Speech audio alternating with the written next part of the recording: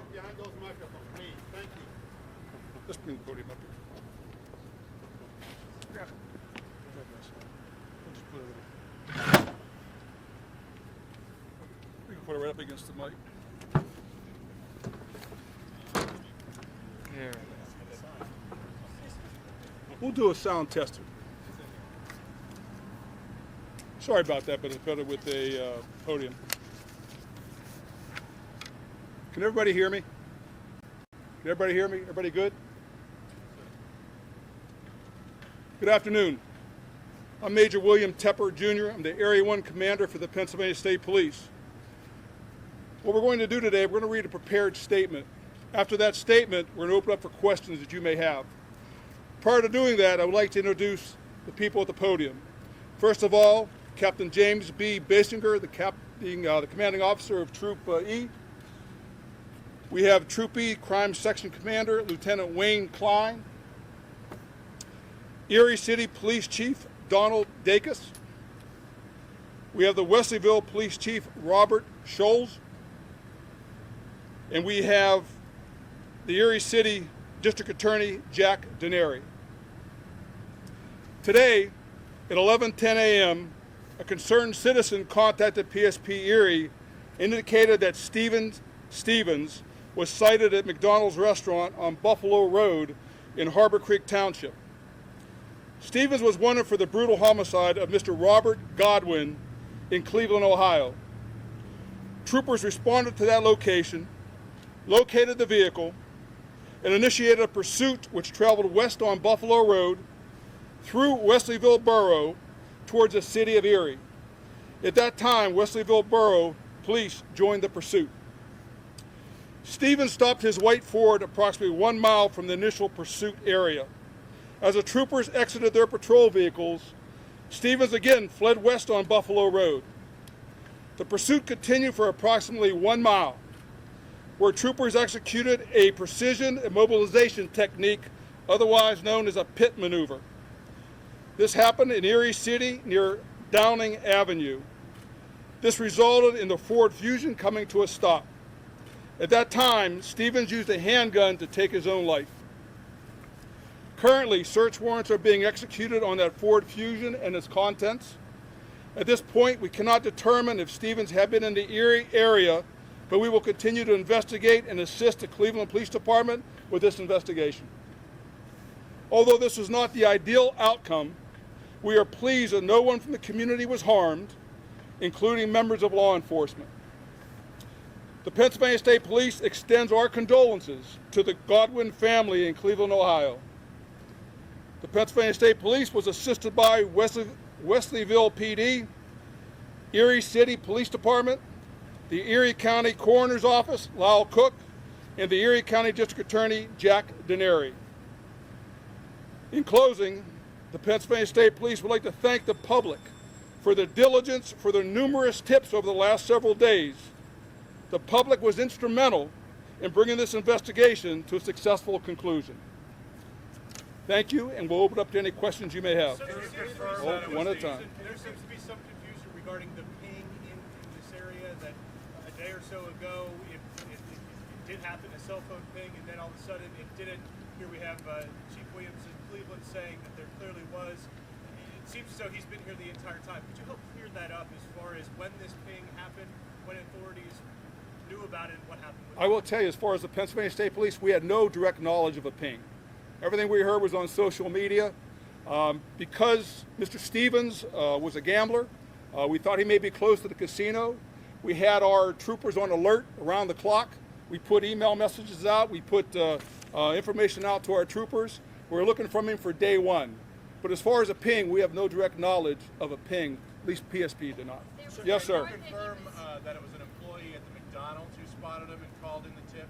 Right now, sir, we're reporting it was a concerned citizen. Did they delay him at the McDonald's? Sir, I was not there. I'd be assuming on my part I don't have that information. Sir, although I would say the moment they recognized him and the vehicle, a call was made to our dispatch. Our members immediately got that information out. Our troopers happened to be in close proximity, and the pursuit ensued. Sir, to the best of your I'm sorry, one more time? From the McDonald's? close in that area, Buffalo Road, Harbor Creek Township. Sir, to the best of your knowledge, will that concerned citizen be eligible for that $50,000 reward from the FBI? That's not up to me. That's not up to. And can you to walk the- us through what you will be doing in the next couple of days to determine what he may have been doing in this area over the last 48 hours? How will you begin that process to work through a TikTok of that? Well, there's a lot of things we have to do. Right now, we have members at the scene, mapping forensics, mapping the area, making sure we have everything we have at the scene. We have search warrants on the car, which is ongoing right now, Lieutenant, I believe. But there's a whole host of things we're going to do. Once we wrap up the scene, we clear from there, we'll start to backtrack his movements. He's been somewhere over the last couple of days. We don't know where. We'll have our investigators go out and try to determine where that is. How do you backtrack movements? Talk to people. Start at the restaurant that he was at. Backpack. Maybe talk to friends and family. See if there's any acquaintances in the area. Typically, when something like this happens, and you have the death of the actor, some people will come forward. People will start to talk. We'll keep our eyes and ears open. We'll make sure our numbers are out there. But again, we're going to try to find out as much as we can. Sir, was that the highest speed chase or just a slow, let's go and stop him? He see you guys, or I'm not going to stop? My understanding, sir, the pursuit did not go over 50 miles an hour. Did you guys find the cell phone? I'm sorry, go ahead. Walmart sighting, there was a report he was sighted yesterday. I will say this, in talking to Captain Basinger and Lieutenant Klein, there was a lot of leads we had over the last several days. Every station in Troop E had leads. They were followed up, none were substantiated that we know of. Not saying that he wasn't there, but whether there was video surveillance, nothing captured him, so we just don't know. It'd be an assumption at this point. One of the things we like to find out is go back and try to find out where he was, if possible, and then go from there. So again, this investigation, as far as where he was, is just starting. Sir, have investigators, did they locate the cell phone that was in that vehicle? And if so, has a search warrant been issued to begin exploring that? I will say this, and I'll ask Lieutenant Klein as well. Right now, we have search warrants on the vehicle. We're forensically mapping that. We have our forensic unit members there taking pictures and documenting everything. So that's in the process. Is there any new information? Sir, the pit move that you were talking about, Hang on a second. I'm sorry. Would you, We have search warrants for the contents of that vehicle as well. sir, the pit move that you were talking about to try to stop the vehicle, Yes. was that spike strips? Explain how you make No, it's a precision immobilization technique. It's something that we, the state police, were taught at the academy. I'm sure other law enforcement have that as well. But it's a technique to basically stop the movement of the vehicle. What our troopers do, they make sure that it's in a safe location, and they go ahead and utilize that to stop the fleeing suspect. In this case, we knew that Mr. Stevens was wanted for homicide from Cleveland. We knew he could be a threat to our troopers, but also to members of the public. That trooper used his discretion, did the pit maneuver, and did it successfully, ending this investigation. Was he inside of that McDonald's restaurant, or driving through the drive-thru, or parked in the parking No, lot? ma'am, this was several miles down the road. You want to elaborate on where the maneuver took place? No, when he was first seen. Oh, I'm Was he sorry. inside of the restaurant, at the drive-thru, parked there? Again, ma'am, what we're releasing is he was on Buffalo Road in Harbor Creek Township, is what we're releasing. And a concerned citizen called us. Did There the was truck, a school nearby, and was it locked down? The school where he was stopped? Yeah, one of the things our troopers took in consideration when the pit maneuver was done, there was a school there. It happens to be an abandoned school. Our trooper knew that. That's why he chose that location. How long will the scene be active tonight, do you feel? I'm sorry, sir. How long do you feel the scene will be closed off tonight and active? The scene, Approximately another 2 hours. another couple hours. That's one thing we don't want to rush. We're going to map it, forensically map it, make sure we have all the computer drawings of everything. Again, you only have one chance at a scene, so we're certainly not going to rush it, and thank God we have the weather in our favor today. So. Sir, Did he ever would you, drop would, his weapon? Excuse me, sir. Did he ever drop his point his weapon rather? Did he ever put his weapon in the office? To my knowledge, when the pit maneuver was conducted, the vehicle spun around, came to a stop, immediately he pulled the weapon out, and he shot himself. is there dash cam, sir? In the car, in the car. Dash I'm cam or sorry. body cam, sir? Could you repeat that, please? Is there dash cam or body cam, sir? We have MVR videos. I believe there were 3 vehicles involved that should have MVR on it. As a rule, we don't release that, sir, but we do have that.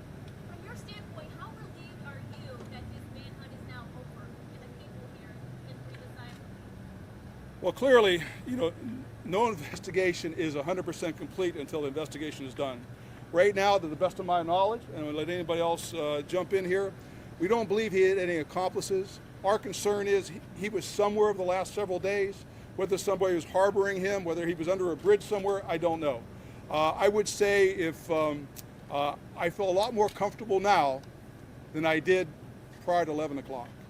But again, whether it's somebody else, we don't know. But I certainly feel that the tension is a lot less now than it was earlier. Captain, would you agree with this? Sir, what message do you have for that concerned citizen who, if not for their actions, we wouldn't be here today? Oh, What would you say to them? First of all, thank God. Without the public, we would be nowhere. It's so important to any investigation that the public step in and help us. Our job as state troopers and police officers and district attorney, we are here to serve the public. And it's nice when they realize that and they help us out with an investigation. This investigation would be nowhere without tips. And like I said, I was talking to Captain Basinger, and over the last several days, every station in Troop E received several tips, which we followed up on. So they're instrumental, and I thank them with the bottom of my heart. It's nice when you're all on one team and we get that information. So my response is thank you very much. It is appreciated. Sir, will this investigation rest with Pennsylvania State Police Troop E? What will be the relationship with you and the Cleveland authorities and the FBI going forward? Well, again, this is one part of the investigation. Mr. Stevens ended his life here today. We'll be in touch. We already have been in touch with Cleveland. They have their homicide on this end. We have our investigation here. We have a suicide of a person, plus we have the pursuit. We do our own investigation. Plus we're going to try to find out where he was. How many troopers were in pursuit of him? Captain? Yeah, 4 cars and 5 members. 4 cars with 5 members, plus Wesleyville PD had a vehicle. Chief, was there one member from That's correct. Wesleyville? Yes. And did they see him commit suicide? Were they that close? I know the one trooper that I spoke to who did the pit maneuver saw him pull the gun out and shoot himself. I can't speak for the others, sir, but at least the one trooper did. So they knew they didn't have to draw their own weapons as they approached, or? Again, sir, it happened so fast. I don't want to speak. I don't know if they did or not. My guess is they probably did not. However, if they did see him pull his gun and shoot himself, you don't know for sure what the outcome of that was. Personally, if they did draw their weapon, they're certainly entitled to do that. I just don't know that. And was it a shot to the head? Again, I think it's safe to say there was a shot to the head. Cleveland police Sir, would reported you like to receiving tell the almost community of Cleveland and Erie, PA, what do you want them to learn from this incident? Would you repeat that question, sir? Would you like to tell the people of Cleveland, Erie, PA, what do you like them to learn from this incident? The only thing I would like the people from Cleveland, Ohio to know is, we are right across the border from Cleveland, Ohio. But as far as law enforcement concerned is, we work as a family. They gave us information, we help them, we share their information. They need to know, just because if somebody commits a crime in Cleveland and Ohio or anywhere else, and they come to another state, we're certainly not going to tolerate it. We're going to do everything we can to solve that case, just if it happened the same way in PA. Sir, just to be clear, earlier you said that you didn't want to comment on the ping. The police chief said that there was a ping on Sunday. But what I heard you say is that the reason that stepped up patrol, stepped up investigation here, is that you had believed that the gambler might be in the area. Sure. What I'm saying is we have no firsthand knowledge of a ping. We, meaning whether BCI or Troop E, we did not do a ping. There's a lot of things out there on social media that weren't confirmed. But as far as a ping, we have no firsthand knowledge. But you were on alert because he was a gambler. Well, it was all over. We were on alert because we watched the news, we talked to Cleveland, it was all over the place. Let's face it, that's a heinous act to shoot a 74-year-old man walking on the street on Easter. That grabs your attention.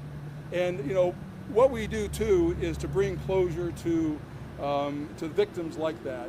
And again, that was just a terrible, terrible crime. And so as far as what I said, I do, ping, we have no direct knowledge. But as far as the gambling and all that, social media, information we did get from Cleveland, that all corroborated that. Sir, one of the next big questions here is where was he in that 48 hours? Obviously, you can't answer that at this point, but using your expertise, how difficult would it be to get that car from Cleveland to here with no one spotting it? How would you go about doing that? A lot of people are saying, how do you get from Cleveland to here with nobody seeing you? What would you say to that? A lot of luck, to be honest with you. I don't know if anybody else wants to chime in, but there are back roads.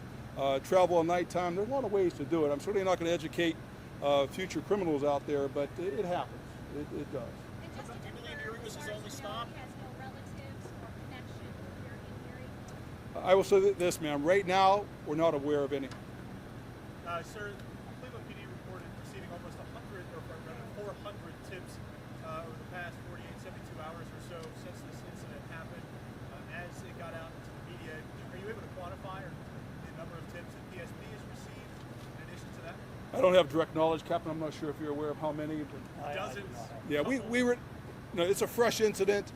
We were getting tips. It was more important for us to make sure they were signed and followed up on. I don't have a number for you right now, but like I said, every station in Troop E received tips. How long do you believe he was in Erie? I don't know. Today, at least for today, So, I mean, we could say at least overnight. that'd be an assumption on my part. I don't know unless someone else has some information. Direct knowledge of how long he was in the city. I don't know. What time did this call come in today? 11:10. When the body is removed from the scene, will it be moved to the Erie County morgue or will it be returned to Cleveland? We'll go to There's going to be an autopsy tomorrow morning. the autopsies tomorrow morning here. Sorry about that. Thank you. Good catch. Thank you. Any other questions? One last thing. I understand you spoke to, or officers in your, under your command spoke to the individual who works at McDonald's. Can you talk at all about their demeanor?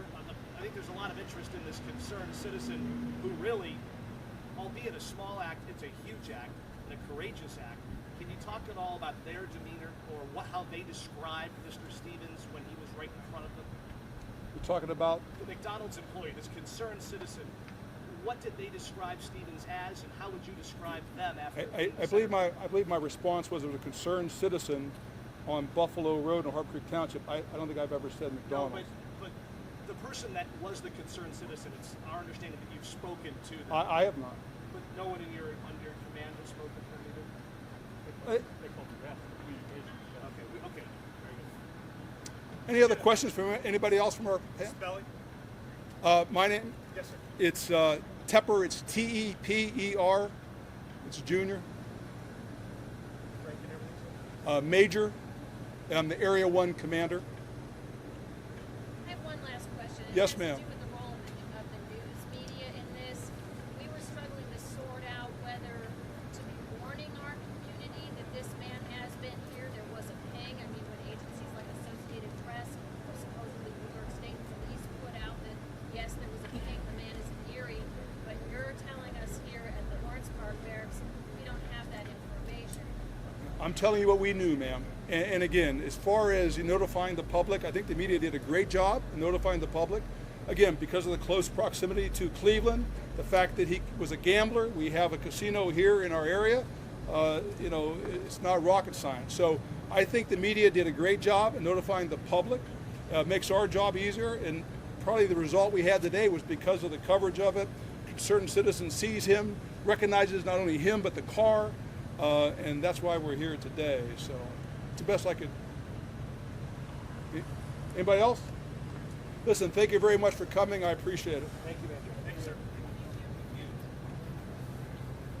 Is there anything else?